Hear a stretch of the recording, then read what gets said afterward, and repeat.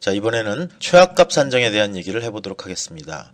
최악값은 우리가 관측을 해서 참값을 얻지 못하기 때문에 여러 번 관측해서 쉽게 얘기하는 평균이라고 표현을 했습니다. 하지만 이 최악값 산정할 때 단순히 평균을 하게 되면 여러 가지 문제가 발생하게 돼요. 그래서 오차를 걸러내고 최악값을 만들 때 각각의 적절한 산정법을 가지고 최악값을 만들어야만 참값에 가까운 최하값을 얻을 수가 있습니다. 즉 예를 들어서 한 번 자루 잰 값을 가지고 최하값을 구한 것과 10번 관측했을 때 구한 최하값은 다릅니다. 그러면 만약에 우리가 한 번 관측한 값과 10번 관측한 값을 다 모아서 최하값을 취합하는 경우 이걸 1대1로 평균을 한다면 문제가 생기죠. 왜? 한 번 관측해서 최하값을 구한 것은 10번 관측해서 최하값을 구한 것보다 10배 부정확하기 때문이에요. 그런 사항들을 한번 여기서 다뤄보도록 하겠습니다. 자, 여러분 교재 지오인포매틱스 156페이지부터 시작됩니다. 자, 최하값이란 무엇이냐? 우리가 앞에서 얘기를 했던 부분이에요. 자, 측량은 아무리 반복 관측해도 참값은 얻을 수가 없다 그랬어요. 하지만 반복을 하면 할수록 참값에 가까운 값에 도달할 수가 있습니다. 그래서 이 도달하는 값이 참값에 대한 최하값이라고 우리가 얘기를 할 수 있는 것입니다. 이 최하값을 구하기 위해서 우리는 평균 제곱근 오차를 구하는 경우가 있습니다. 표준 오차라고도 하는데 잔차의 제곱을 산수를 평균한 값의 제곱근, 아까 우리가 m equals 플러스 마이너스 루트 n-1의 v의 제곱을 다 더한 값이라고 표현했어요. 그래서 밀도함수 68.26% 내의 범위에 드는 그런 것을 우리가 평균 제곱근 오차라고 얘기합니다. 또 확률 오차는 68.26%가 아니라 50% 범위에 들어가는 오차를 얘기하는 거고, 표준 편차 승수 K가 0.6745인 경우에 오차를 표현한다고 설명을 드렸습니다. 자, 그럼 이번에는 경중률에 대한 얘기를 해보겠습니다. 경중률, 영어로 weight라고 하는데 그 가중치라고 하는 분들도 계세요. 근데 가급적이면 일본식 표현보다는, 즉 가중치보다는 경중률이 weight, 무게라고 또 번역하면 안 됩니다. 이 weight, 경중률로 번역하는 게 좋을 것 같네요. 자, 앞에서 설명드린 것처럼 한 번 관측한 값과 10번 관측한 값을 1대1로 평균하면 불합리하다고 얘기했습니다. 서로 다른 조건에 의해서 관측을 하는 경우에 단순히 이 값들을 평균해서 계산하면 전체적인 최하값의 정확도가 떨어지게 돼요. 따라서 조건이 모든 다른 관측값들을 모아서 최하값을 구하는 때 공정하고 정확한 그런 평균값을 구하기 위해서는 서로 다른 비중을 갖도록 경중률을 고려해야 됩니다. 이 경중률을 고려하지 않아도 되는 경우는 모두 동일한 조건, 즉 두 번 다 10번씩 관측하는 경우라든지 한 번씩 보고 평균하는 경우, 이런 동일한 조건으로 보는 단순 평균 계산법이에요. 자, 그러면 동일한 경중률, 우리가 단순히 평균을 구하는 방법, 우리가 흔히 알고 있는 방법이죠. 그래서 길이를 구할 때 L1이라는 길이를 구하고 반복하는 경우입니다. 또 반복해서 L2를 구하고 그렇게 쭉 반복해서 LN까지 N번을 관측해서 모두 이 관측값을 더한 다음에 횟수 n으로 나누어주면 단순한 평균값을, 즉 동일 경중률에 대한 최하값을 계산할 수가 있습니다. 각의 경우도 마찬가지예요. 하나의 각을 재고 그 각을 또 재고 그 각을 또 재고 또 재고 해서 n번 잰 다음에 모두 더해서 n으로 나누어주면 각에 대한 동일 경중률의 최하값을 계산할 수가 있습니다. 또 마찬가지로 높이에 대해서도 첫 번째 높이 구하고 두 번째 높이 구하고 해서 똑같은 높이를 n번 구한 다음에 이 모두를 합산하고 횟수로 나누어주면 단순한 평균값을 구할 수가 있습니다. 자, 이제 문제는 이 경중률이 일정치 않다는 겁니다. 즉 동일한 조건이 아니란 얘기예요. 자, 그럼 첫 번째 관측 횟수에 대한 경중률을 먼저 따져보도록 하죠. 결론적으로 말씀을 드리면 횟수가 많으면 많을수록 정확해요. 한 번 본 것보다 10번 본 건 정확합니다. 근데 여기에 함정이 하나 있다는 걸 꼭 아셔야 돼요. 반복 관측할 때는 이 각각의 경중률의 비는 한 번 본 거, 두 번 본 거, 세 번 본 거라면 정확히 1대 2대 3으로 비례합니다. 하지만 얘기가 다른 경우가 있어요. 분할 구간인 경우, 구간을 잘라서 쟀을 때, 즉 1m를 잴 때 우리가 1m 자로 한 번 보는 게 정확한가요? 10cm 짜리 자로 10번 재는 게 정확한가요? 당연히 한 번 보는 게 정확합니다. 그래서 이런 경우에 경중률은 P1, P2, P3는 경중률이 바로 이 구간 나눈 횟수의 역수에 비례한다는 얘기입니다. 즉, 한 번 자르고 5번 자르고 10번 자른 경우라면 1분의 1 대 5분의 1 대 10분의 1, 즉 12, 1 이러한 경중률을 주어야만 정확한 계산을 할 수 있다는 얘기입니다. 횟수라고 무조건 동일하게 보시면 큰일 납니다. 반복 관측인 경우는 정비례합니다. 하지만 구간을 분할해서 잘라서 계산했을 때는 역수에 비례한다는 것을 꼭 계산하셔야 돼요. 자, 이번에는 노선의 길이와 경중률의 관계입니다. 자, 이것도 우리가 직관적으로 한번 생각을 해봐요. 짧은 거리를 재는 게 정확하겠어요? 먼 거리를 재는 게 정확하겠어요? 그렇죠. 먼 거리를 재려면 부담이 됩니다.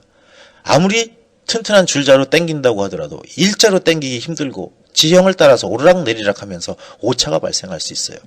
따라서 거리는 경중률에 반비례하게 됩니다. 자, 평균 제곱근 오차인 경우는 평균 제곱근 오차의 제곱에 반비례하는 경중률을 가져요.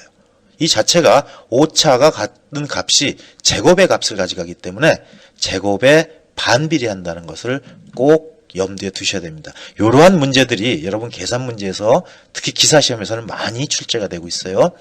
그 다음에 각 관측의 조정량과 경중률. 조정량이라는 건 뭡니까?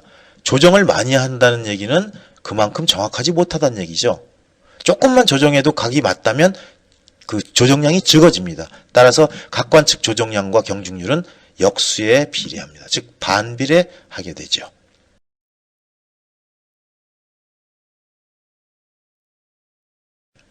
자, 이번에는 독립 최악값 산정할 때입니다. 독립 최악값 산정이란 건 뭐예요?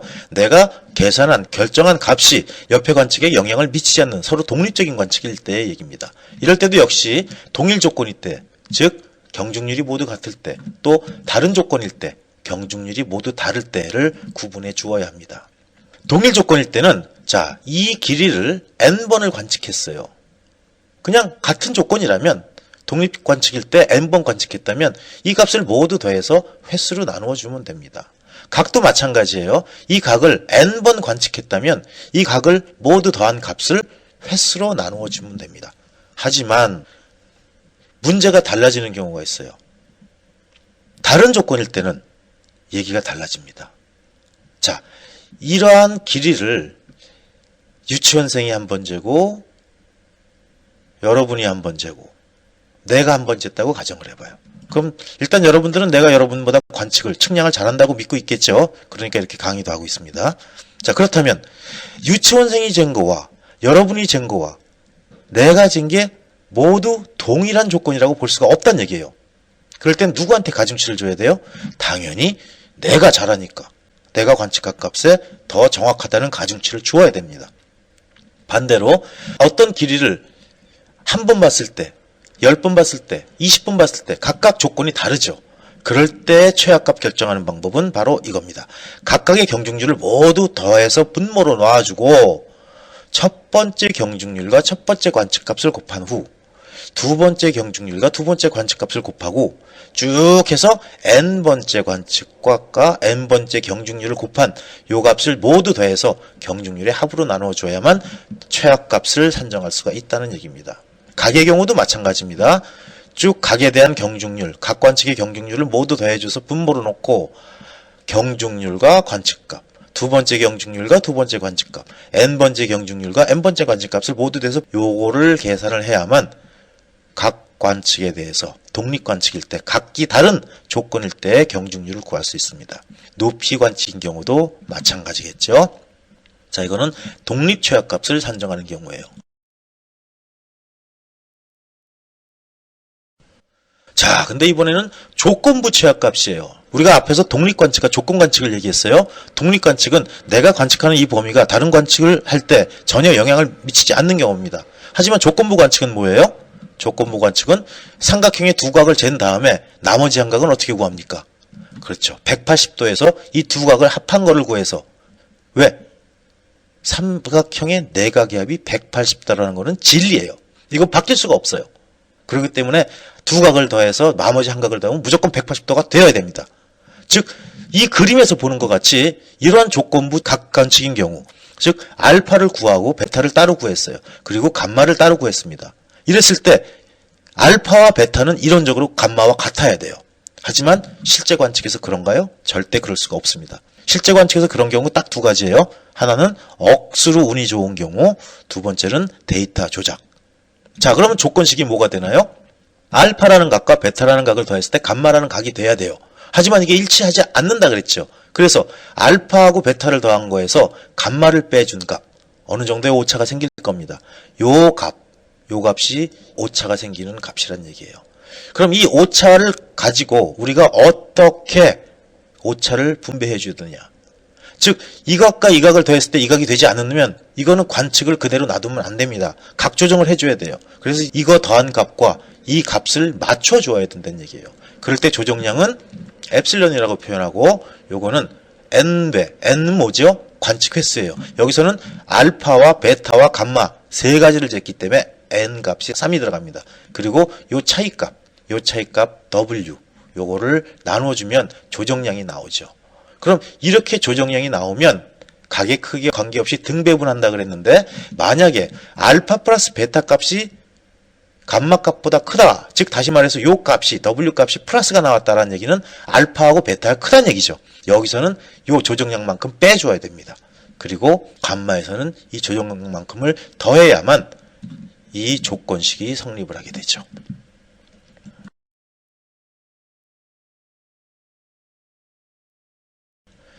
자, 이번에는 조건부 최악값 중에 다른 조건일 때예요. 다른 조건. 무슨 소리예요? 이 알파라는 각은 n1회 관측을 했어요. 3번 봤다고 치죠. 자, 베타라는 값은 5번을 봤어요. 그럼 3번과 5번 본 게 일단 조건이 달라요. 근데 또 n3는 이런 5번이 아니라 10번을 봤답니다. 그럼 이 3개가 각각 다 지금 조건이 틀려요. 그 얘기는 뭐예요? 각각의 경중률이 다 틀리다는 얘기입니다. 그럴 때 경중률을 고려하기 위해서 먼저 앞에서 했던 방법과 똑같이 알파 베타를 더한 값과 감마의 값이 얼만큼 차이가 나는지 그 차이 값을 찾아내야 돼요. 그리고 이 차이 값을 가지고 우리가 경중률을 산정해야 됩니다. 이때 앞에서 그런 설명을 드렸어요. 이 각관측은 조정량은 어떻게 된다? 경중률에 반비례한다 그랬습니다. 그래서 이 경중률 P1, P2, P3는 각각의 편차 W1분의 1, W2분의 1, 즉 반비례하는 요 방법을 적용해서 조정량을 계산해야 돼요. 이럴 때 조정량은 어떻게 구해요? 경중률들을 모두 더하고 그리고 조정량을 가지고 이 오차를 가지고 이 오차가 나온 그 각 여기에 경중률을 곱해서 조정량을 산정합니다. 자, 앞에 설명드린 거하고 동일한 내용이 한 번 더 나오는데 최악값에서 조정량을 구했어요. 그럴 때 알파하고 베타를 더한 값이 크다. 이럴 때는 어느 쪽이 큰 거예요? 이쪽이 큰 거죠. 그래서 이쪽 알파와 베타를 각각 빼줘야 됩니다. 그리고 감마에 더해줘야 돼요. 근데 반대로 알파와 베타를 더한 값이 작고 오히려 감마가 컸다라고 한다면 작은 값에는 조정량만큼 더해주고 큰 값에는 조정량만큼 빼줘서 이 조정을 마무리하게 됩니다. 굉장히 어려운 부분이긴 한데 여러분 요게 어떻게 보면 모든 것이 지금 집약된 내용이에요. 그래서 조건부인 경우, 그 다음에 각기 다른 경중률인 경우, 다시 말하면 각기 다른 경중률이란 말은 뭐예요? 각기 다른 조건인 경우, 그것도 꼭 같이 기억을 하셔야 됩니다.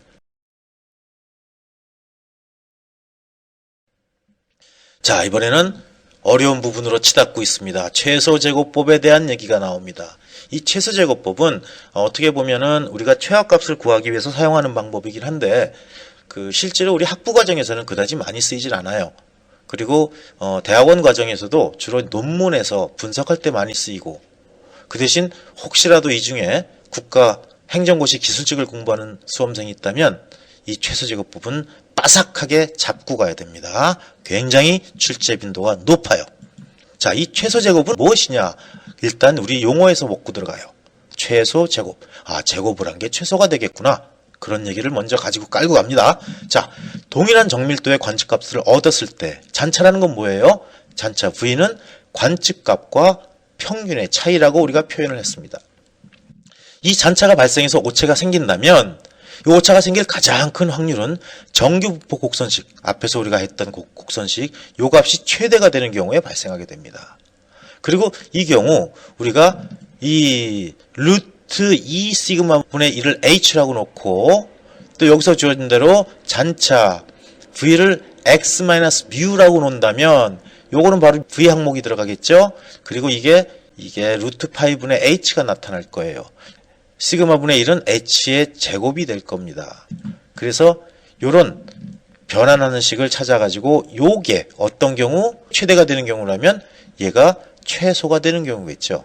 그쵸? 그래서 이 잔차가 발생할 확률이 각각 확률로 쪽으로 확률을 계산해 보면 자 여기서 파이와 h 요거를 아예 하나의 상수로 놓을게요. 뭐라고? c라고 놨습니다. 그래서 c라는 요걸 상수로 놓으면 이 식은 c 곱하기 엑스포넨셜 h의 제곱 v의 제곱이라고 쓸 수가 있겠죠. 그때 잔차 v1이 발생할 확률 p1은 요건 상수니까 그대로 가고 h1의 제곱 곱하기 v1의 제곱이라는 요 승수로 나타납니다. 제곱수로. 또 그렇다면 잔차 vn이 발생할 확률은 즉 pn probability n이 발생할 확률 요거는 c 상수 그대로 놓고 위식의 1 대신에 n이 들어가서 표현이 됩니다. 그러면 이러한 확률이 동시에 발생할 확률 이게 동시에 발생할 확률은 모든 확률 값을 곱하면 되기 때문에 이런 식으로 표현할 수가 있습니다. 그래서 전체 확률은 어떻게 써요? P는 C의 n제곱의 익스포넨셜 이거는 뭐예요? 다시 말하면 P1 곱하기 P2 곱하기 P3 요거를 모두 몽졸이 깡그리 한 군데 몰아 쓴 거죠. 그리고 이 지수가 마이너스로 붙었기 때문에 밑으로 내려보내면 이런 식으로 표현할 수가 있을 겁니다. 그래서 전체 확률이 이렇게 나타나게 되고 이때 이 식이 최대가 되기 위해서는 분모가 최소가 되면 되죠. 즉 이 p값 요 h1 제곱 v1 제곱 더하기 h2 제곱 v2 제곱 요 쭉 모든 것들 요게 최소가 되면 됩니다. 그걸 우리가 p라고 표현한 거고요. 만약에 이때 각 관측각의 정밀도가 모두 동일하다. 다시 말하면 경중률이 같다고 한다면 h가 빠져도 일정하기 때문에 요렇게 요 잔차의 제곱항들을 모두 모은 게 최소가 된다라는 식이 성립됩니다. 그리고 이거를 우리가 최소 제곱법의 원리로 삼고 있는 것입니다. 그럼 관측방 정식을 가지고 최소 제곱법을 만드는 예. 이 부분부터는 우리 기사시험을 준비하든지 아니면 학부 과정에서는 생략을 해도 좋습니다. 이 부분은 좀 더 심오화된 학습 과정이기 때문에 좀 더 깊게 공부하려는 학생이나 그 다음에 국가기술고시를 준비하는 학생들은 이 부분을 꼭 알아야 돼요.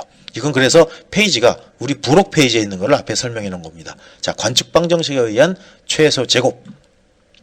자, 일단 봅시다. 이 x1 바죠. 평균값이에요. 평균은 어떻게 구했어요? 평균은 뭐 어떻게 구해요? 관측값을 다 평균 내가 구했죠? 근데 우리가 갖고 있는 식이 뭐였죠? 앞에서 그 관측값과 잔차가 합쳐진 게 최하값 또는 평균값이라고 얘기했습니다. 즉 잔차는 어떻게 표현했어요? 평균값에서 관측값을 뺀 값을 표현했습니다. 그래서 이 각각 지금 세 개의 관측값에서 x1, x2, x3를 가지고 우리가 평균값들 각각 세 개의 평균값을 구했어요. 그러면 각각의 잔차도 따라서 구할 수가 있죠. 그래서 잔차형으로 정리하면 이렇게 표현할 수가 있습니다. 즉 첫 번째 평균값의 첫 번째 관측값, 두 번째 평균값의 두 번째 관측값, 세 번째 평균값의 세 번째 관측값.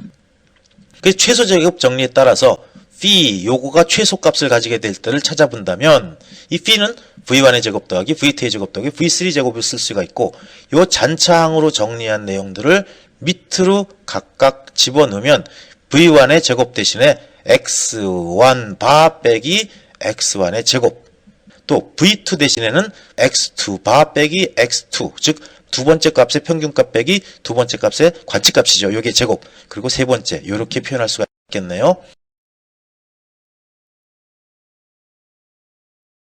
자 그렇다면 역시 최소제곱법 원리에 의해서 자 이럴 때 최소값을 갖게 됩니다. 최소값.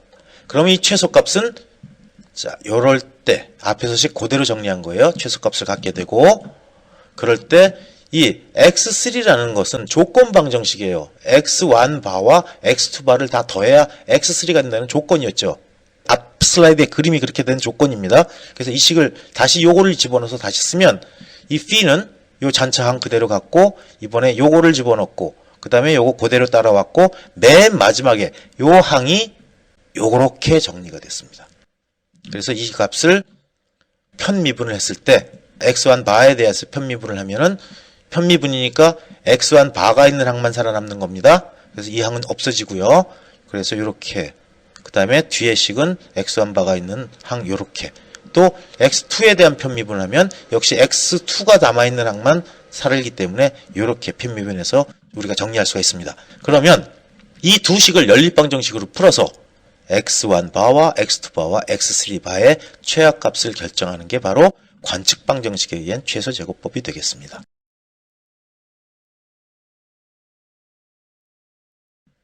이번에는 동일한 예제로 조건방정식에 의한 최소제곱 예제를 한번 풀어볼게요. 역시 지오인포메틱스 696페이지 부록편에 수록된 부분입니다. 자, 이번에는 어떤 조건방정식이 또 있습니까? 이렇게 되는 조건이 있죠. 그래서 이 조건은 각각의 최악값을 잔차의 항으로 정리하면 요 세 번째 값과 첫 번째, 두 번째 값을 이렇게 표현할 수가 있습니다. 그러면 이걸 다 풀어보면 자, 한쪽으로 묶어놨어요. 그래서 요 x3 더하기 v3를 이쪽으로 이동을 시켜주면 풀어주면 이렇게 쓸 수가 있겠네요. 그래서 이때 라그랑스 승수 k를 고려해서 정리를 합니다. 그러면 p는 요거의 2k에 요런 식으로 요 값은 여기서 따라 들어온 값이죠. 그래서 최소가 되는 것을 찾을 수가 있고요.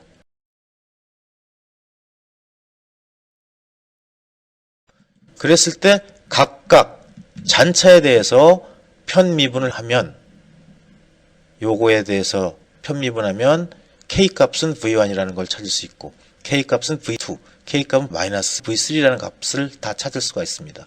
그래서 각각 구한 k값을 요거 v1, v2, v3 대신에 넣고서 다시 위식을 정리를 하면 3k는 이렇게 우리가 마이너스의 x1 더하기 x2 마이너스 x3로 정리를 할 수가 있습니다. 그래서 이 편미분한 식, 요 값들을 이용해서 v1, v2를 구해서 x1과 x2와 x3를 결정하는 게 바로 조건방정식에 의한 최소제곱법 풀이가 됩니다. 지금 슬라이드로 설명하기 때문에 수학적인 내용을 다 하나씩 집어서 설명을 못하는데 이 부분들은 여러분들 부록편에 자세히 설명되어 있으니까 한번 꼭 확인해서 필요한 학생들은, 필요한 수강생들은 꼭 조건방정식에 의한 예제까지도 다루어야 시험에 응할 수 있다는 것을 참고하시고 정리하시기 바랍니다.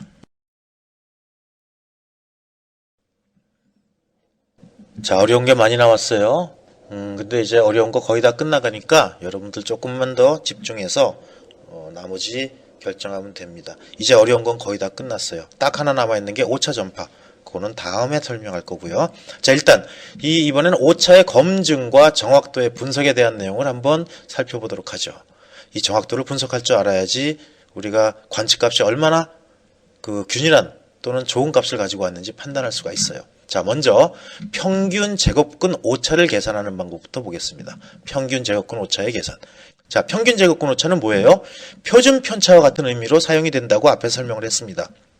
그리고 독립 관측값의 경우에는 분산의 제곱급, 즉 분산이 뭐예요? 시그마 제곱이죠. 그러니까 분산의 제곱근 하면 결국 시그마를 얘기하는 겁니다. 표준 편차. 그리고 평균 제곱근 오차와 표준 편차, 요것들은 관측값들 사이에 상호간의 편차를 얘기합니다. 즉 정밀도와 밀접한 관련이 있다고 설명이 됐었습니다.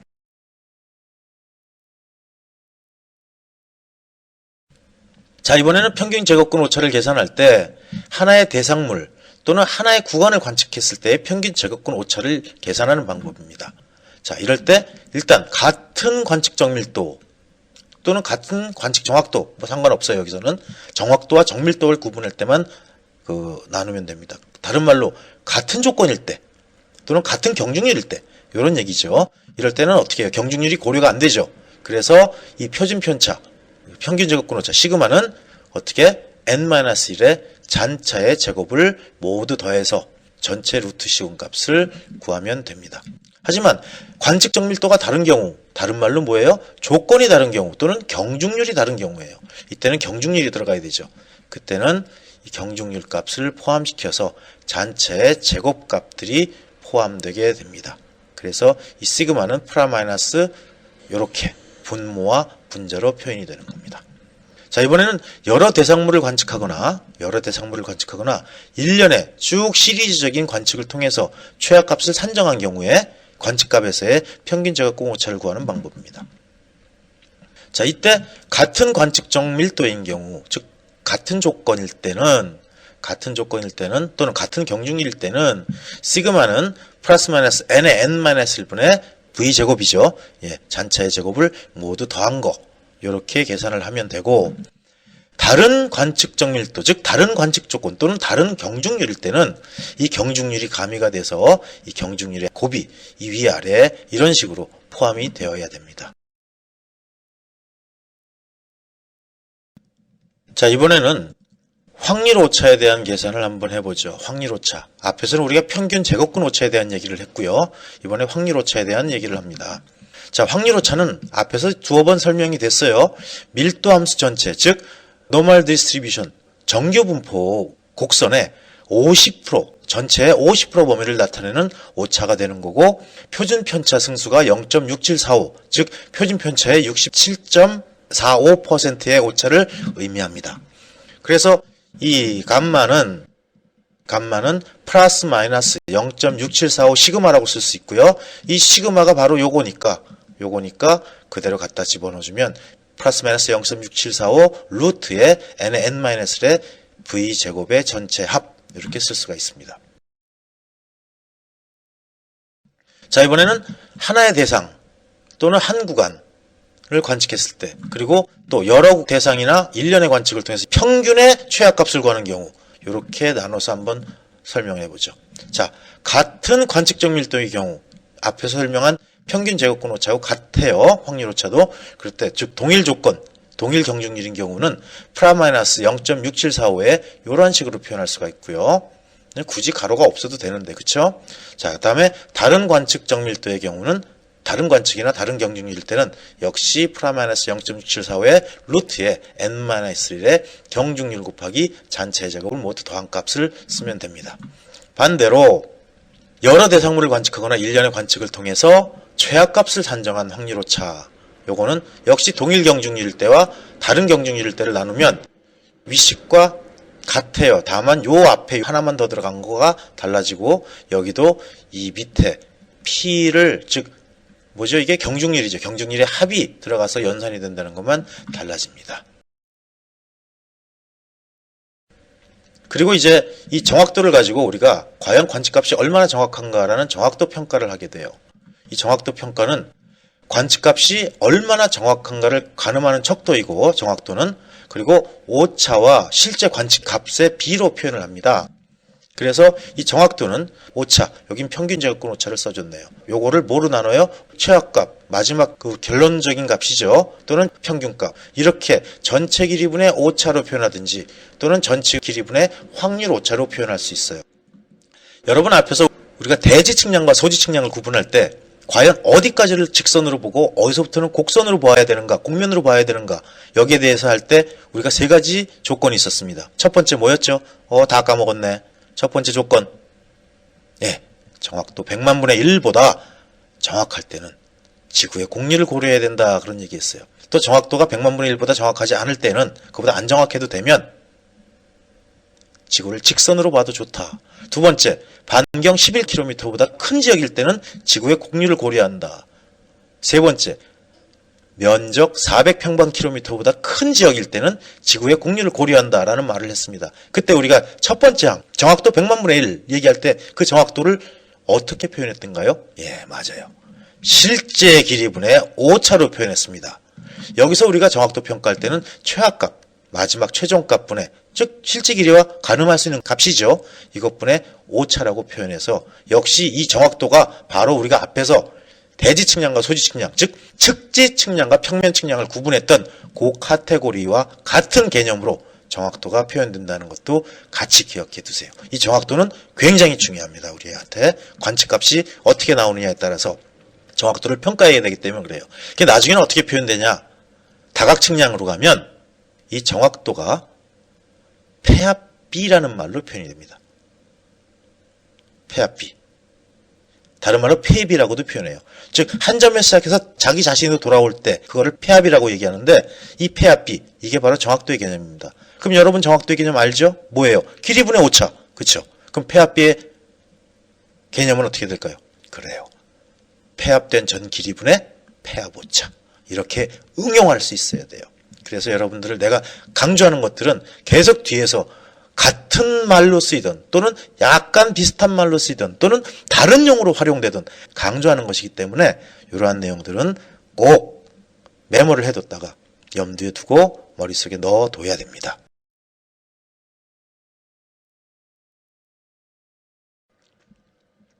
자, 이번에는 오차론의 마지막 산이라고 할 수 있는 오차 전파에 대한 얘기를 하겠습니다. 오차 전파. 뭐 따지고 보면 그다지 어려운 부분은 아닙니다. 근데 좀 복잡한 게 있는데 아마 어쩌면 그 오차론에서 최소제곱법하고 이 오차 전파가 제일 어려운 부분이 될 수가 있어요. 물론 어려운 부분은 여러분 그 일반적인 기사 시험에는 잘 나타나진 않지만 물론 이 오차 전파는 기사 시험에도 많이 나옵니다. 기술고시라든지 특히 기술사에서 원론적인 질문을 던질 때는 나올 수 있는 부분들이니까 요것도 그 필요하신 수강생들은 꼭 정리를 해둘 필요가 있는 부분이에요. 그렇다고 기사에서도 무시하면 안 됩니다. 이 부분은 학부에서도 마찬가지고요. 자, 오차 전파에 대한 개요를 먼저 살펴보겠습니다. 오차의 전파. 자, 이 오차 전파는 어떤 뜻을 갖고 있는지 먼저 살펴보죠.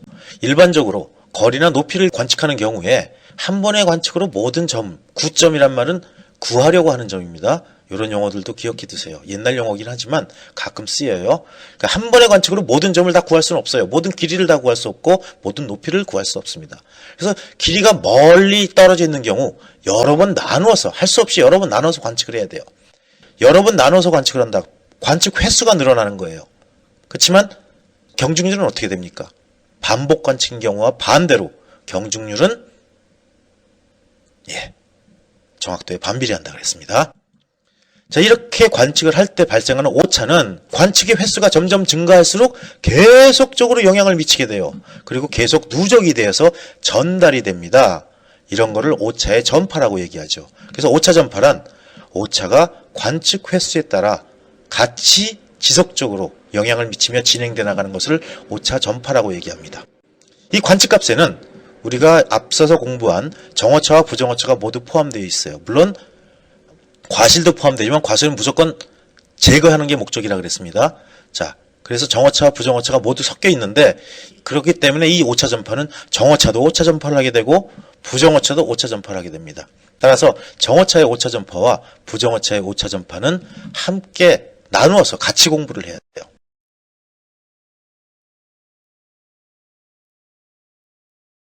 자, 먼저 정오차의 전파부터 보죠. 정오차는 우리가 앞에서 공부했던 것처럼 일정한 방향과 크기로 발생하는 오차입니다.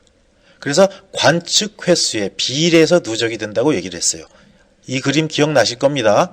L1이라는 길이를 관측했을 때는 엡실론 1만큼의 오차가, 또 L1에서 L2까지 거리를 쟀을 때는 엡실론 2만큼의 오차가, 점차 오차가 쭉 가면서 이만큼 2라는 한꺼번에 커지는 오차가 발생하게 되죠. 그래서 이 정오차 전파의 크기는 간단히 한 번 관측으로 발생하는 오차를, 정오차니까요, 누적되니까 관측 횟수에 곱함으로써 계산을 할 수가 있습니다. 첫 번째 관측값에 대한 오차의 전파값, 두 번째 관측값에 대한 오차의 전파값, 이런 식으로 각각의 이 미분값을 취해서 전부 더해주면 이 정오차의 오차 전파를 계산할 수가 있습니다.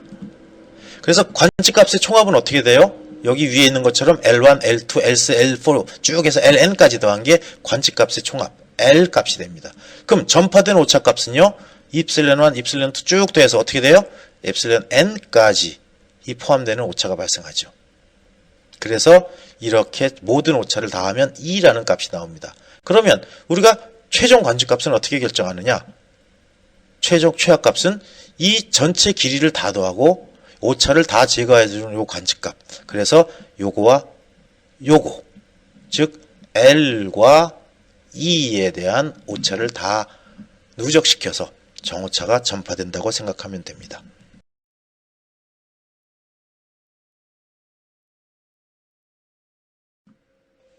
자, 이번에는 앞서 설명드린 정오차의 전파에 대한 예를 한번 볼게요. 정오차가 길이와 길이가 곱하면 면적이 되는데 이럴 때 면적의 정확도가 어떻게 전파가 되는지, 자, 오차 전파가 어떻게 되는지, 이 내용은 역시 여러분 부록 내용이 있네요. 지오인포매틱스 697페이지에 수록되어 있습니다. 자, 이렇게 해서 우리가 한 변을 관측하고 이렇게 해서 한 변을 관측해서 면적을 구하려고 합니다. 이 면적을 구하려고 할 때 L1, DL1 요 길이, 즉 최하값이죠. 여기 L2, DL2 이렇게 표시할 수가 있는데 이 L1과 L2에 해당하는 것이 이 거리, 길이입니다. 그리고 DL1과 DL2에 해당되는 부분이 이 정오차 부분이에요. 왜 정오차예요? 이 내용이 정오차의 전파이기 때문에 아니죠. 플러스 값이에요. 무슨 말이에요? 부정오차는 플러스 마이너스가 공존한다 그랬습니다. 어디로 튈지 모르기 때문에. 하지만 정오차는 한쪽 방향으로만 계속적으로 발생하는 누적오차라 그랬죠. 그래서 이 정오차가 된다는 것을 꼭 기억하셔야 됩니다. 자, 이럴 때 면적을 구하면 어떻게 되죠? 예, 길이 곱하기 길이 하면 면적이 돼요. L1 곱하기 L2. 그러면 심심한데 우리가 요거를 각각 L1과 L2에 대한 편미분을 나눠볼까요? 즉 DA라고 표시하면 요 앞에 부분을 편미분했을 때 요거 L1에 대한 편미분, 그리고 미분값 써주고 뒤에 거하고 미분값 써주고 복합함수의 미분입니다. 요거 내용들 좀 어려우신 분들은 여러분 부록법원에 보면은 그 미분 적분에 대한 간단한 수학들을 다루어 놓았어요. 거기서 확인해 보시면 쉽게 판단하실 수 있을 겁니다. 그러면 요거는 뭐예요? 여기 이거를 L1에 대해서 미분했으니까 뭐만 남아요? L2만 남죠. L1은 없어졌어요. 그래서 L2 DL1이 되고, 이 뒤에 항은 역시 L2에 대해서 L1, L2를 미분했으니까 L2가 없어서 L1만 남게 됩니다. 그리고 뒤에 거 DL2를 그냥 갖다 쓰면 이렇게 표현할 수가 있습니다. 자, 그러면 이거를 면적의 정확도로 표시한다 그랬는데 면적의 정확도가 뭘까요? 한번 우리 생각해 볼 필요가 있어요. 정확도는 뭐였죠? 전체 길이분의 오차였습니다. 기억나죠? 예. 그럼 면적의 정확도는 뭔가요? 예. 면적분의 면적의 오차. 이렇게 표현할 수가 있어요. 즉 이게 미분한 값이 오차가 되는 값이에요. 그러면 자, 분모가 뭐예요? A가 분모. 즉 L1 곱하기 L2가 분모입니다. 이게 합쳐서 분모. 그 다음에 DA는 이렇게 두 개 플러스항으로 나뉜 두 개씩으로 표현되어 있죠. 그래서 일부러 플러스로 나눠서 제가 보기 좋게, 원래는 이렇게 하나로 붙어서 분모가 하나로 쓰여야 되는데 그럼 또 한 번 나눠야 되니까 보기 좋게 이렇게 나눴습니다. 그럼 앞에는 뭐 L2는 없어져 버려서 L1분의 DL1만 남고 뒤에 거는 L2분의 DL2만 남게 되죠. 이거 뭐죠? L1분의 DL1 거리분의 거리의 오차. 아하, 거리의 정확도네요. 즉 이쪽 거리의 정확도를 얘기하는 거고, 이거는 L2분의 DL2는 역시 세로의 거리 정확도를 얘기하는 겁니다. 그러면 우리가 어떻게 쓸 수 있어요? 면적의 정확도는 이 거리의 정확도에다가 이 거리의 정확도를 더한 값이네요. 즉 각 변의 정확도가 같다면 이 두 개의 값이 같겠죠. 즉 면적의 정확도는 어떻게 돼요? 거리의 정확도를 더한 값이다. 즉 면적의 정확도는 거리의 정확도의 2배가 된다. 요 내용은 기사시험에도 참 여러 번 나왔어요. 하나만 더 응용해 볼까요? 그럼 최적의 정확도는 거리의 정확도에 어떤 관계에 있을까요? 최적의 정확도와 거리의 정확도의 관계. 벌써 눈치챘죠? 최적은 가로 곱하기 세로 곱하기 높이입니다. 각각의 곱하기 곱하기로 나타냈지만 미분을 하게 되면 플러스 플러스로 변하게 되죠. 그래서 최적의 정확도는 거리 정확도의 3배가 되는 겁니다. 자, 이번에는 부정오차의 전파를 한번 살펴보도록 하죠. 부정오차. 부정오차는 불규칙하게 발생해요. 그래서 이 부정오차는 어디를 튈지 모른다 그랬어요. 그 한 구간 내에서 발생하는 부정오차의 크기는 그 구간에서 평균 제곱근 오차, 아하, 부정오차를 구할 때 역시 우리의 기대를 저버리지 않고 평균 제곱근 오차가 쓰이게 되네요. 그래서 앞에서부터 그렇게 평균 제곱근 오차를 강조했던 겁니다. 자, 같은 조건으로 관측을 수행했다면 평균 제곱근 오차가 동일하다고 볼 수가 있습니다. 경중률이 같으면. 왜? 경중률과 평균 제곱근 오차의 비례는 어떻게 됐어요? 경중률은 평균 제곱근 오차의 제곱에 반비례한다 그랬죠. 그럼 경중률이 같다면, 즉 같은 조건이라면 평균 제곱권 오차도 같아요.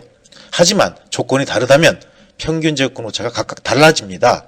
그래서 이때는 모든 평균 제곱권 오차를 고려해서 오차 전파를 계산해야 돼요. 굉장히 복잡해집니다. 즉, 이 각각의 그 평균 제곱권 오차의 합, 이거는 이런 방법으로, 이건 곱으로 나타납니다. 앞에 거, 그 다음에 평균 제곱권 오차. 또 앞에 관측값, 평균 제곱권 오차, 관측값, 평균 제곱권 오차. 이러한 각각의 곱에 루트를 씌워서 평균 제곱권 오차의 오차 전파식은 이렇게 표현이 됩니다. 자, 그럼 평균 제곱권 오차가 같은 경우 관측값의 총합은 어떻게 될까요? 자, 이게 전체 길이에요. 그러니까 우리가 이 구간을 뚝뚝뚝뚝 끊어서 관측을 했어요. 그럴 때 여기에 최하값은 어떻게 돼요? L1. 이 길이가 L1일 거고 여기에 따른 평균 제곱권 오차가 M1일 겁니다. 요건 M1은 편의상 소문자로 표현했는데 플러스 마이너스 루트 N-1의 V제곱의 합, 요거예요. 아, 이거 부정오차인 거 확실히 느껴지나요? 왜? 플러스 마이너스가 다 쓰였잖아요. 앞에서 우리 정오차는 플러스 하나만, 한 방향만 쓰였습니다. 그럼 여기에 대한 최하값, 두 번째에 대한 최하값, n번째에 대한 최하값이 이렇게 구해졌다면 전체 관측값의 총합은 길이는 이렇게 쭉 나오겠죠. 그 다음에 전파된 부정오차의 총합은 어떻게 쓴다고요? 아까 제곱을 해서 다 더한다 그랬어요. 근데 이게 같은 조건이에요. 즉 평균 제곱권 오차가 같아요. 그러면 요거 m의 제곱을 쭉 더한 거기 때문에 제곱 달고 있는 m은 앞으로 튀어나오고, 즉 앞으로 튀어나오고 요 횟수 n번만 안으로 들어가게 돼요. 그래서 오차와 관측값을 고려한 최하값은 이렇게 표현할 수가 있습니다. 비교적 평균 제곱권 오차가 같기 때문에 간단해요. 하지만 평균 제곱권 오차가 다른 경우는 얘기가 또 틀려지죠. 여기는 어떻게 쓰여요? L1에다가 플러스 마이너스 M1, L2에다가 플러스 마이너스 M2 이런 식으로 쭉 각각의 그 관측값들도 각기 다를 것이고 여기에 포함되는 평균 제곱권 오차들도 각기 다릅니다. 그럴 때 관측값의 총합은 위하고 똑같이 L1은 이렇게 더하면 돼요. 다 더하면 되고 전파된 부정오차는 이제 이렇게 표현이 되는데 이게 다 다르기 때문에 그대로 다 살아있죠. 그래서 오차와 관측값을 고려한 최하값은 즉 L의 플러스 마이너스 라지 M을 한 값, 전체 값, 요거는 이런 식으로 더 간단히 표현되지 않고 이렇게 쓰일 수가 있습니다. 자, 이번에는 그 부정오차의 전파 중에서 다른 구간에서 평균 제곱권 오차가 모두 다른 경우, 제일 복잡한 케이스죠. 이런 경우를 한번 살펴보도록 하죠. 역시 여러분 교재 지오인포매틱스 699페이지 부록편에 있습니다. 자, 여기서 이 구간을 n번 관측을 했어요. 그랬을 때 최하값을 얻었고 그리고 이러한 평균 제곱권 오차를 찾았습니다. 자, 이 최하값은 어떻게 얻었어요? 이걸 n번 관측했기 때문에 이 관측값들을 모두 더한 다음에 n으로 나누어서 그래서 최하값을 구할 수 있죠. 그 다음에 요 평균 제곱권 오차는 역시 우리가 알고 있는 요 공식에 의해서 얻을 수가 있습니다. 그렇다면 이 전체 구간에 대한 건 어떻게 찾아낼 수가 있을까요? 자, 하나의 값을 x1에 프라마이너스 m1이라고 했다면 이걸 전체 더한 거, 즉 이러한 최하값을 모두 더한 걸 x라고 하고 이러한 오차들, 부정오차들을 모두 더한 것을 라지 m, 캐피탈 M이라고 한다면 x 프라마이너스 m이라고 쓸 수 있죠. 그 x는 이렇게 쭉 관측값들을 더한 거, m은 플러스 마이너스의 요 부정오차 전파, 요거를 갖다가 집어넣어야 된다는 얘기예요.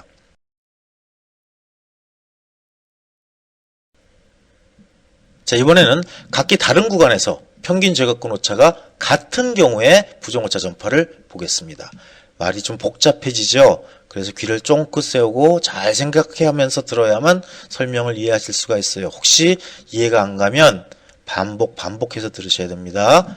자, 여기 n번을 관측했어요. 이 구간에서 n번을 관측했다면 이 관측값의 최하값은 어떻게 구해져요? 모두 더한 다음에 횟수로 나눠줘서 구했습니다. 또 평균 제곱권 오차 역시 이런 식으로 구했죠. 그래서 구간에서 모두 같은, 즉 조건이 같았다는 경우에 앞에 있는 걸 다시 한번 설명하는 겁니다. 조건이 같다면 이 평균 제곱권 오차들은 모두 같은 값을 더해주게 되기 때문에 이렇게 표현할 수가 있고 m제곱은 루트 띄고 제곱 띄고 계급장 띄고 앞으로 나가서 이렇게 표현될 수가 있습니다. 그래서 최종 값은 요거에다가 요거를 더해준 게 우리가 최하값으로 결정할 수 있는 값이 된다는 것입니다.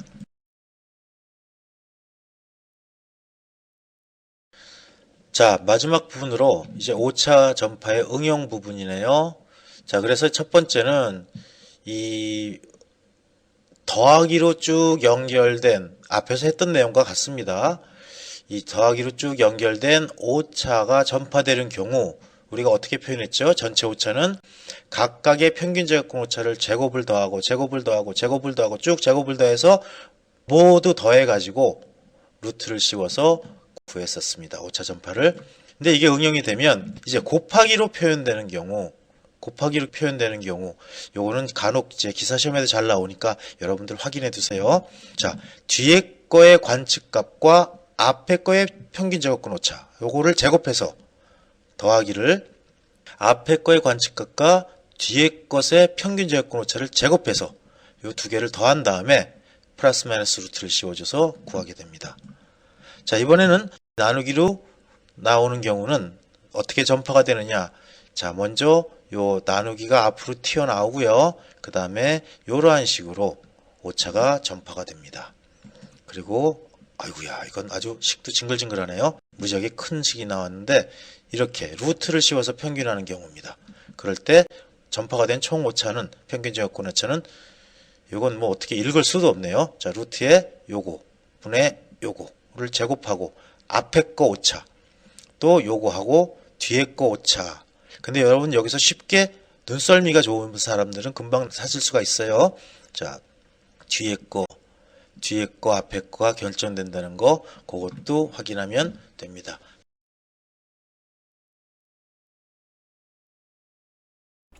자, 또 다른 오차 전파의 응용입니다. 이번엔 각관측을 했을 때 나타나는 부정오차의 전파를 한번 같이 살펴보도록 하죠. 이 각관측에서 발생하는 오차는 크게 단각법에 의한 관측에 의해서도 발생하고요. 그 다음에 백악법에 의한 관측에서도 발생하고 그 다음에 방향각법에 의한 관측에서도 발생합니다. 자, 그 중에서 먼저 우리 단각법에 의한 관측에서 발생하는 부정오차의 전파부터 살펴보도록 하겠습니다. 자, 먼저 한 방향에서 발생하는 오차를 먼저 따져보죠. 자, 여기 O점에 기계를 세우고 A에서 B를 이렇게 한번 본 겁니다. 이때 발생하는 시준오차와 일금오차를 모두 고려한 그러한 평균 제곱근 오차는 어떻게 쓰죠? 프라 마이너스 루트에 알파의 제곱하고 베타의 제곱을 더했었습니다. 이 알파는 시준오차를 얘기하고요. 베타는 일금오차를 얘기해요. 그리고 또 다른 지역에서의 M2라는 평균 제곱근 오차는 이건 어떻게 오차 전파가 돼서 나타나냐면 플러스 마이너스 루트에 역시 시준오차의 제곱 더하기 일금오차의 제곱 이렇게 해서 나타나죠. 자, 이번엔 오차 전파를 고려했을 때 단각법에 의한 총 오차는 이제 캐피탈 문자, 대문자 M1이라고 표현했고요. 요거는 플러스 마이너스 루트에 앞에 평균 제곱근 오차의 제곱 더하기 뒤에 평균 제곱근 오차의 제곱. 요게 바로 오차의 총 전파죠. 그러면 요거는 다시 풀었으면 플러스 마이너스 루트에다가 요거 위에서 구한 M1과 M2의 값을 여기서 집어넣으면 루트에 알파의 제곱 플러스 베타의 제곱 요거의 통째로의 제곱 더하기 또 루트에 알파의 제곱 플러스 베타의 제곱 똑같은 게 두 번 들어간 거예요. 여기 통째로의 제곱 요거를 통째로 플러스 마이너스 루트를 씌워주면 우리가 얻는 값은 프라 마이너스 루트에 2에 알파의 제곱 더하기 베타의 제곱 이렇게 얻을 수가 있습니다. 이게 단각법에 의한 관측에서 나타나는 부정오차의 오차 전파예요.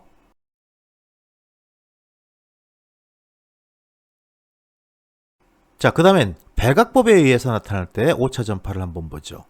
N백악에서 한 각에 포함되는 시준오차 여기는 우리 M3라고 표현했습니다. 앞에 M1과 M2를 언급했기 때문에 소문자 M3 평균 제곱근 오차죠. 이거는 플러스 마이너스 루트에 루트 안에 n분의 2 알파의 제곱이 들어갑니다. 이건 시준오차에 대한 얘기예요. 그럼 이번에 또 일금오차에 대한 얘기를 따져주면 그 다음에 나오는 n백악에서 한 각에 포함되는 일금오차 요거는 M4라고 표현했네요. 플러스 마이너스에 n분의 루트에 2베타의 제곱 이렇게 들어가죠. 자, 그럼 이제 총오차 전파에서 나타나는 오차는 어떻게 요거와 요거를 고려한 총오차네요. 그래서 M2 하고 썼고요. 플러스 마이너스 루트에 부정오차니까 제곱하고 또 제곱한 걸 더한 다음에 루트를 씌워준 게 부정오차의 오차 전파식이었죠. 그래서 플러스 마이너스 루트에 M3의 제곱 더하기 M4의 제곱 해가지고 플러스 마이너스 루트에 아이고야 이건 읽기도 힘드네요. 요놈의 제곱 여기서 온 거예요. 그 다음에 요놈의 제곱 요건 여기서 온 거예요. 그걸 정리하면 플러스 루트에 n분의 2의 가로 열고 알파의 제곱 더하기 n분의 베타의 여기 전체의 제곱 이렇게 표현할 수가 있습니다.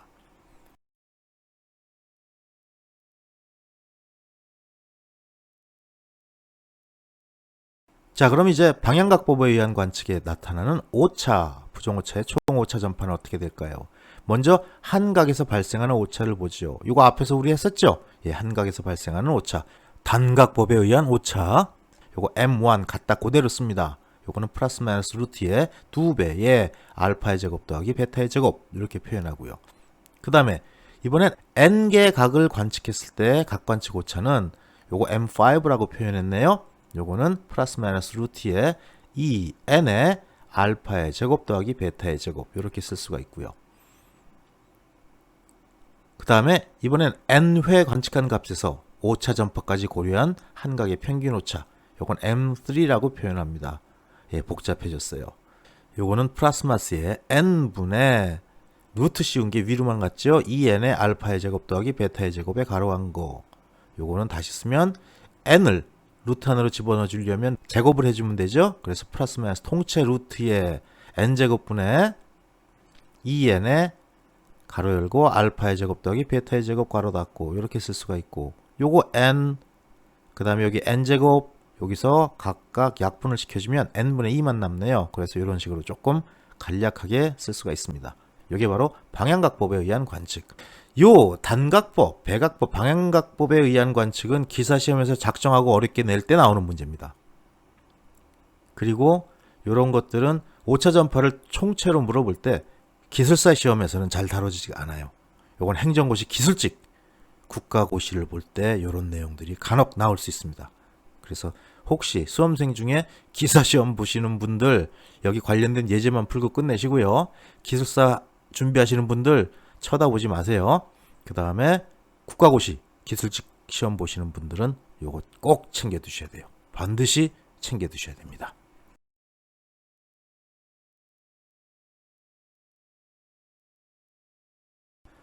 자, 그러면 이번에 이제 시거 측량에서 발생하는 오차의 전파에 대한 얘기를 한번 해보죠. 이 시거 측량은 사실은 이 평판 측량하고 같이 우리가 세부 측량으로 분류하는 그런 측량 방법이에요. 그리고 이 세부 측량의 가장 큰 특징은 정확도가 낮다는 겁니다. 대신 정확도가 낮은 측량을 왜 했다 그랬어요, 과거에? 예, 편하니까, 빠르니까, 쉬우니까.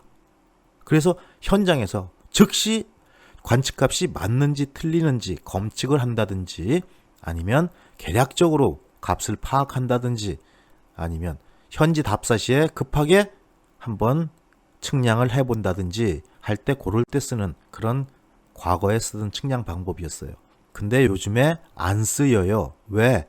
낮은 정확도 때문에. 그럼 거기에 대체할 뭐가 있어야겠죠? 있습니다. 그게 바로 GNSS 측량이에요. 이 GNSS 측량은 간편해요. 시거 측량보다 간편해요. 평판보다 간편합니다. 하지만 더 정확해. 그러다 보니까 이왕이면 간편하고 정확한 걸 써야지 하면서 과거에 정확도가 떨어졌던 이러한 세부 측량들은 점점 우리의 기억에서 역사의 뒤안길로 사라지고 있는 그런 형편입니다. 실제로 2013년부터 기사시험 실기에 평판이 배제가 됩니다. 안 나와요. 그 대신 뭐가 들어가느냐? 토탈 스테이션이 들어갑니다. 그런데 이 토탈 스테이션은 저도 여기 강의에 집어넣으려고 했는데 기계마다 특성이 다 틀려요. 그리고 기계마다 조작법도 달라요. 물론 이제 기계를 기본적으로 세팅하는 것은 우리 데오돌라이트 세팅하는 방법과 동일합니다. 하지만 그 외에 조작이나 이런 것들이 다 다르기 때문에 저는 지금 사실 눈치를 보고 있어요. 어디? 공단 눈치를 보고 있습니다. 어떤 식으로 출제되는지 딱 경향만 나한테 잡히면 바로 저는 그러한 방법으로 강의를 개설해 놓을 거예요. 어쨌든 간에 그건 현재는 조금 시기상조적인 얘기가 있어서 제가 안 하고 있습니다. 결론적으로 무슨 얘기를 하다 일로 흘러왔어요? 네. 평판 측량, 시거 측량은 요즘 잘 활용하지 않는다. 자, 근데 여기 이제 예제가 하나 있기 때문에 제가 시거 측량에 관련된 문제를 표현해 놓은 겁니다. 요건 아주 간단하게 우리가 생각할 수 있기 때문에 속으로 그러죠, 여러분들. 쟤는 다 간단하대. 어려운 것도 간단하다 그러고, 그쵸? 아, 이건 진짜 간단해요. 한번 봐요. 시거 측량을 했을 때 발생하는 오차의 전파입니다. 자, 일단 오차의 전파를 총 오차를 따지기 위해서는 각각의 오차들을 다 찾아내야죠. 그리고 그거를 부정 오차의 오차 전파식을 통해서 한꺼번에 묶습니다. 자, 여기 이제 우리가 시거 측량을 할 때 고려해야 되는 게 승정수 K라는 것, 그 다음에 가정수 C라는 것, 그 다음에 또 관측을 하면 협장이라는 값을 읽는데 협장은 특별한 게 아니에요. 트랜짓 망원경 안에 보면 중심선이 있지만 그 다음에 위아래로 또 하나씩 선이 또 그어져 있어요. 그래서 위의 선으로 읽었을 때 이걸 상시거선이라고 얘기하는데 요 위의 선으로 읽었을 때 표측의 읽은 값, 그 다음에 아래 선으로 읽었을 때 표측의 읽은 값, 요 두 개의 차이를 우리가 협장이라고 얘기합니다. 그래서 이 협장을 잘못 관측하는 경우 발생하는 오차가 있고요. 그 다음에 각을 잘못 쟀을 때, 즉 주로 이제 우리가 시거 측량에서는 연직각을 재서 높이를 결정을 하거든요. 물론 거리도 결정을 하지만 그랬을 때 이 연직각 알파를 잘못 읽은 경우, 요 네 가지가 가장 중요한 요인입니다. 근데 우리가 이렇게 되면 너무 복잡해지기 때문에 가정수 C는 통상 0으로 가정해서 계산을 안 해버려요. 그러면 이제 세 가지가 남죠. 승정수 K, 협장 L, 그 다음에 연직각 알파. 자, 이렇게 있을 때 K가 잘못됐을 때, 자, 한번 우리 공식을 째려볼까요? 제가 빨간색으로 노테이션을 달아놨어요. K가 잘못됐을 때 K 대신 뭐가 들어갔어요? K의 미분값 델타 K가 들어간 겁니다. D에 관한 식, 즉 길이를 재는 것도 똑같고 H, 높이를 잴 때도 K 대신 뭐가 들어갔어요? 델타 K가 들어가서 요게 오차값이 돼요. 그 다음에 협장 L을 잘못 읽었을 때 L에 대한 오차가 미분값 델타 L로 들어가서 길이에도 이렇게 포함됐고 높이를 계산할 때도 이렇게 포함됐어요. 이건 길이값, 높이값이 아니고 위에서 금방 설명한 것처럼 길이에 대한 오차, 높이에 대한 오차값입니다. 그 다음에 연직각 알파가 잘못 들어갔을 때 이 알파는 단순히 미분하면 안 되죠. 사인 함수로 포함된 그런 변수이기 때문에 사인 함수에 대해서도, 즉 삼각 함수에 대해서도 미분을 해줘야 되고 그 값에 대해서도 미분을 해줘야 돼요. 즉 복합 함수의 미분이에요. 그래서 마이너스가 붙은 거고 사인 2알파가 된 거예요. 뭐가? 코사인 알파의 제곱이. 그래서 요런 것들이 들어가서 거리에 대한 오차 D가 형성된 거고, 또 요것이 들어가서 이건 사인 2알파가 미분된 값이죠. 통째로 들어가서 여기 높이의 오차가 된 겁니다. 그럴 때 이제 다 구했어요. 수평 방향, 즉 길이의 방향을 모두 고려해서 총 오차, 오차 전파에 의한 총 오차를 구하려면 루트 씌워가지고 요거의 제곱, 요거의 제곱, 요거의 제곱 해주면 되죠. 그래서 바로 그게 여기에 나타난 총 오차식입니다. D는. 그래서 길이 방향의 총 오차는 이렇게 쓸 수 있고, 같은 방법으로 높이 방향, 수직 방향의 총 오차도 이렇게 쓸 수가 있습니다. 자, 요거는 문제도 한번 여러분 생각난 김에 따져보시면 재밌을 거예요. 자, 이렇게 해서 우리 최악값 산정에 대한 얘기가 다 끝났습니다. 굉장히 복잡하죠? 근데 처음에 설명을 시작할 때도 그런 말씀을 드렸지만 이 오차는 굉장히 우리에게 중요합니다. 오차 자체가 중요한 게 아니고요. 오차를 어떻게 분석하고 오차를 어떻게 걸러내고 오차를 어떻게 해석하는지가 중요하기 때문이에요. 그래야 관측값이 좀 더 정확해지기 때문이죠. 그래서 실제로 이 오차론은 무척 중요하게 다루어져야 되는데, 여러분 아마 옛날에 학교에서 배우신 분들이나 어디 학원 같은 데서 배우시는 분들 봐도 굉장히 소홀히 다뤄요. 왜? 어렵거든. 더 심하게 얘기할까요? 강의를 못해요. 이 부분들은 어려워서.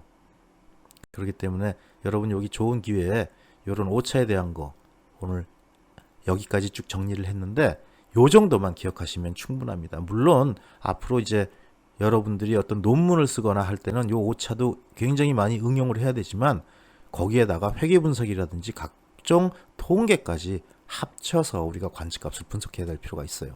하지만 박사과정 이후에 작업들이고 고전에 특히 기술사 시험에서는 오차가 그렇게 중요하게 다뤄지지 않습니다. 그래서 저는 그 기술사 시험 보시는 분들한테 강의할 때는 오차로는 빼고 갑시다라고 얘기해요. 그럼 이제 대부분의 사람들은 제가 오차를 강의할 줄 모르는구나. 저는 거기서 변명하고 싶지가 않아서 가만히 있는데 그만큼 기술사 시험에서는 그 출제 빈도가 떨어지는 파트입니다. 하지만 기술고시에서는 자세히 다뤄둘 필요가 있어요. 자, 오차. 굉장히 머리 아픈 부분이었어요. 우린 측량에서 이제 커다란 산을 하나 넘었습니다. 자, 조금만 더 힘내고 앞으로 가보시죠.